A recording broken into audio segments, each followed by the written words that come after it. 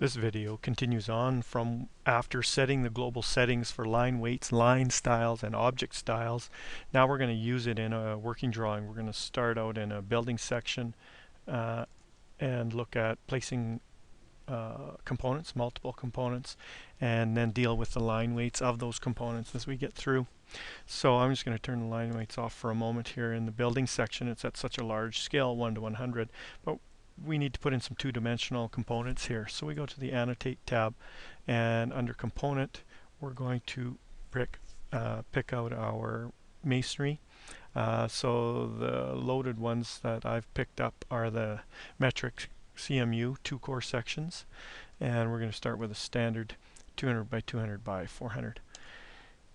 Okay, so now if I just place that off to the side here, that's a single component application. And let's zoom in and check the line weights. So go back and turn the line weights on. Oh, this is at 1 to 100. It's a tough one to check line weights. So maybe what we'll do is place our multiple components, and then we'll get to the wall section and look at the line weights. So still in Annotate, under Component tab, I pick Repeating Detail Component, and I've got choices here. These are ones that I've made.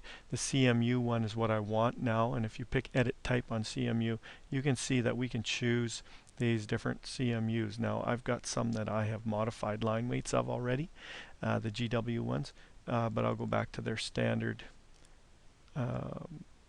masonry, 2 core 200 by 200 by 400. So this would be the one that I built mine off of. So we choose the CMU unit that we want, and we're in charge of the setting. Because this is a 200 high unit, so it's 190 plus a 10 millimeter mortar joint, we go at a spacing of 200 millimeters. So we're in charge of that. And I'll say OK to that. So now I'm going to come in, zoom in here, and I'm going to start with my masonry there and just drag it up into place. And we'll do the same now for the brick. So if I go back to the same multiple components, I've got a brick one set up. I'll show you how to do the brick one. We just go into our CMU, edit the type, and pick duplicate. In this case, I'll call it brick. I've done a couple of these already, different versions. We'll call it brick number 3. Say OK to that. Now we choose, instead of a CMU, we're going to choose a brick that we want. Oops.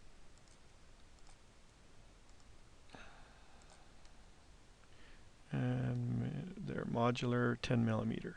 That's the default. We want a modular brick, and it's 10 millimeter joint. Now if you look at this, if we use our calculator and just confirm, we know that 3 courses plus 1 10 millimeter joint equal 200 millimeters. So that's modular with the CMU.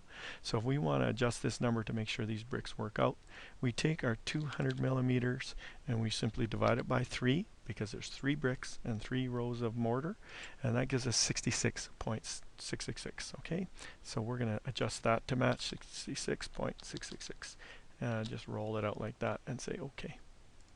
So this is brick number 3, repeating detail, and I'm going to start my brick here, and we roll up.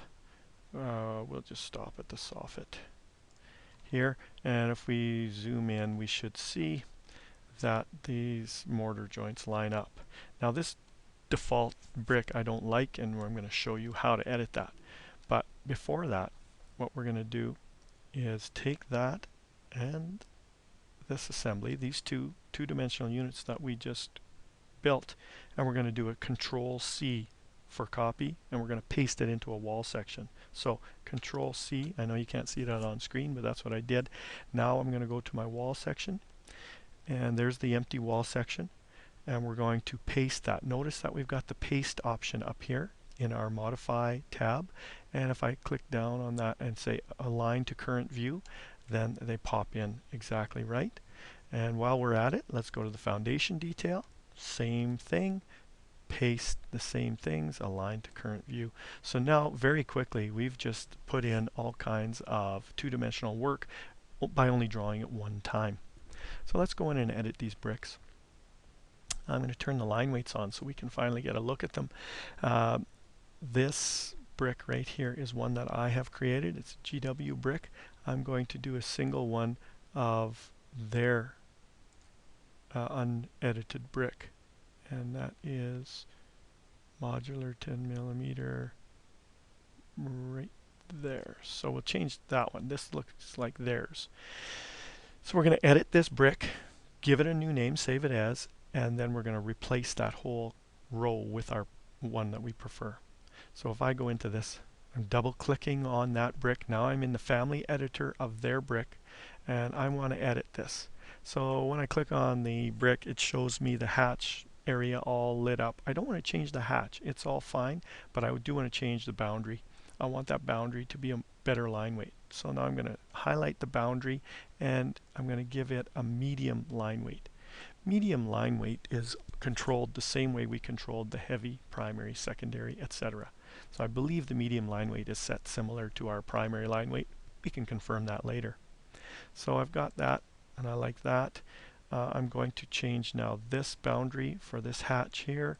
I'm going to take the whole thing and put it all as medium again and say OK to that.